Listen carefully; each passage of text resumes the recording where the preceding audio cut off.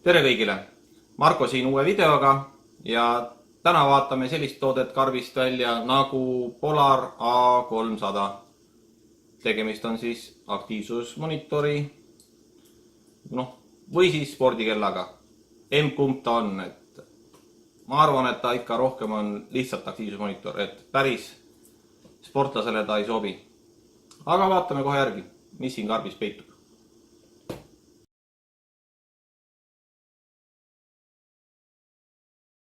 Loeme siis, mis siin karvi peal kirjas on. Karvi peal on esiteks kirjas, et see on A300 ja ümbrikumärk kirjaga Smart Notifications. Ehk siis see peaks vastu võtma telefoniga igasuguseid teateid siia kella peale siis. Telefoniga ühendub jällegi Bluetoothi kaudu. Taga on kirjas, et südamelöögid, rihma saab vahetada, saab aru, kui magad, ehk siis registreerib magamisaega.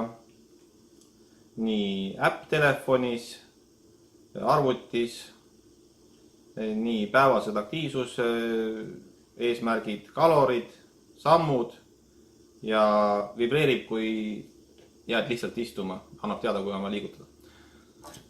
Okei, aga karp ise. Teeme lahti. Nii. Ühest piisab või on siin neid, no nii, lõhkusin juba ära.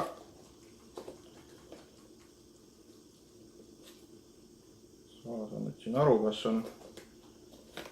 see avamise koht tal täpselt on, aga peaks ju siin peal ometi olema. Nii, tuli lahti. Hops.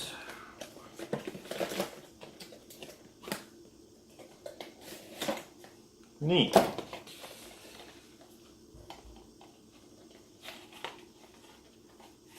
Peaks ütlema, et suht lahja karp. Väga mage. Nii, kell ise ja USB. Ja see on siis täismõõdus USB. Kohe näitan, miks see huvitav asi on. Nii, ja vist on veel pabereid terve kuhi. Ja rihmasid saab erinevaid siit. Roosad, mustad, sinised. Pakk pabereid. Ja tähelepanu, ärge minge sellega mikrouuni ja mujale nagu ikka. Nii. Vaatame siis kella lähemalt. Selline ta on, kleeps on peal. Kuulame nüüd. Nii, aga esimene huvitav asi kohe. Näete, kuidas seda laetakse. Nimelt laetatakse seda niimoodi, et võtad rihma maha. Ja vaadake seda. USB täismõõdus. Põhimõtteliselt saate pista lihtsalt arvutile järgi. Plaks, laeb ja sünkroonib. Või võtate selle vahejupi. Pistate siia ja siis arvutisse pikemalt. Et tegelikult saab pista ka otse. Enamik asju on ikkagi mingi mikro USB, mingi sellise vidinaga. Tavalise USB-ga pole kunagi. Ja aku väidetavalt kestab kuni 30 päeva. Mis on väga uhke tulemus. Vägev. Aku eluiga on väga oluline tegelikult, et ei pea kogu aeg laadima. Ma panen ta praegu siia tagasi. Nii. Ja siis vaatame, kas tal on ka mingit voolu äkki sees. Ütleme nii, et see kummikorpus on tal suht siuke. Mitte korpus, vaid see rihm on selline plöts tundub. Nii, nuppe on tervelt 5.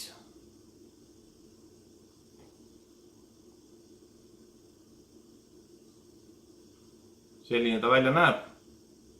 Üks keskmine nupp on punase täpiga, ilmselt on-off, vajutan seda.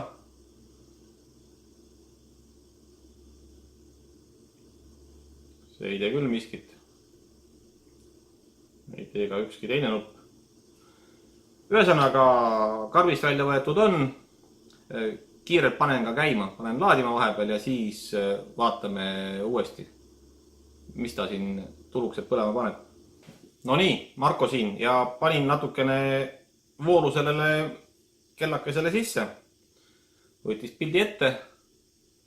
Nuppust saab valgust panna talle. Ja display näeb välja selline põhimõtteliselt.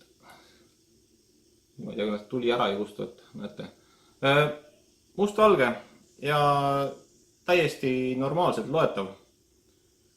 Et ei ole mingit probleemi. Kellaaeg on väga mõnusalt suurelt peal. Klõpsisin siin natukene teda, uurisin, vaatasin. Ütleme, et mul alguses ei meeldinud see kummist rihm.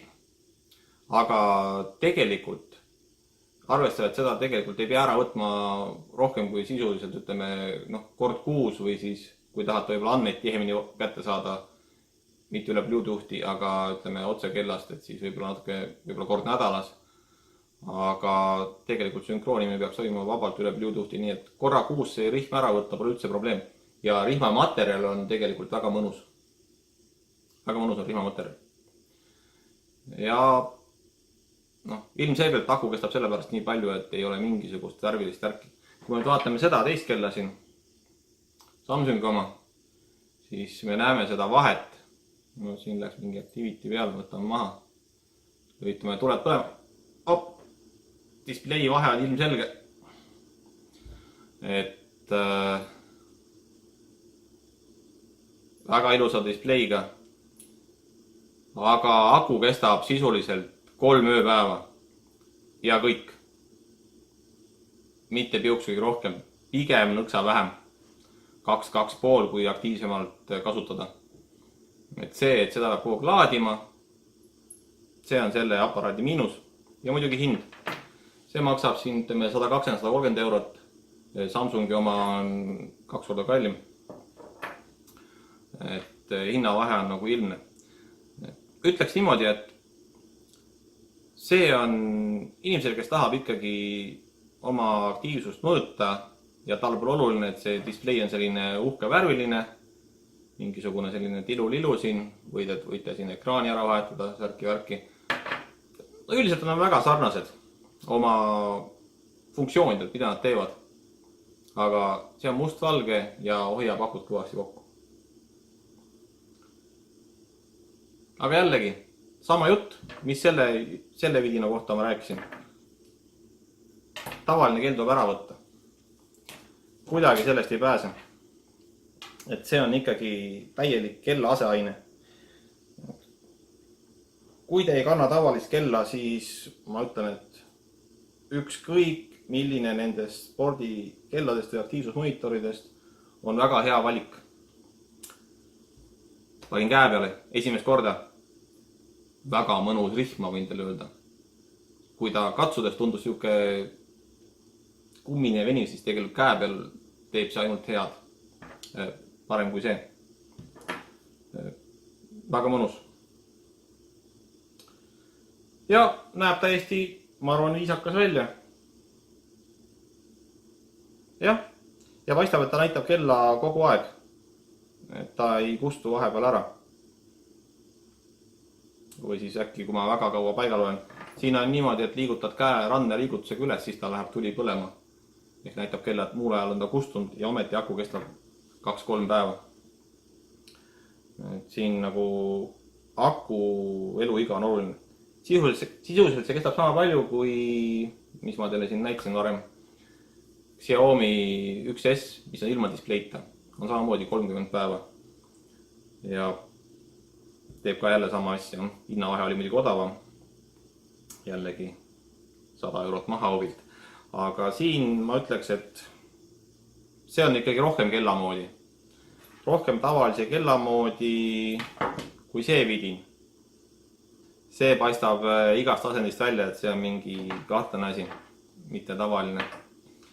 See on jah rohkem tavalise kellamoodi. Ja esimene mulje on käe peal meeldivam kui karbist välja võttes. Jah, tüütu laadimine, ütlen veel üks kord. Tal on küll väga mugav laadija, aga et sa ikkagi pead ta käe pealt ära võtma nii tihti ja laadima, see on jama. Sest et kes on kasutanud, see teab, et kui sa tahad, et ta mõõdaks ka öösel sul und ja kõike värki, siis tegelikult 24/7 on see asi käe peal. Ja kui teda peab iga põhimõtteliselt 2 päeva tagant ära võtma, paned laadima, siis ta ei mõõda ja mis hetkel sa seda teed. Kas sa teed seal õhtul, hommikul, paned ööseks, siis ta üldse öist tundi ei mõõda ja nii edasi. Tegelikult mida vähem laadida, seda mugavam on. Ja, esmamulje tegelikult päris karbist välja võttes natukene kahtlane, aga käes hoides, käe peale pannes, kui mustvalge display on nokk ja siis on küll 120 euro eest tundub päris äge. Ja just see aku pärast.